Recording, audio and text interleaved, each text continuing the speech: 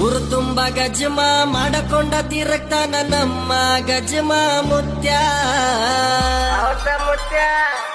ದಮ್ಮಿದ್ದೋರ್ ಬರ್ರೋ ನಮ್ಮ ಮುತ್ಯಾನ ಎದುರಿಗೆ ನಿಲ್ಲಾಕ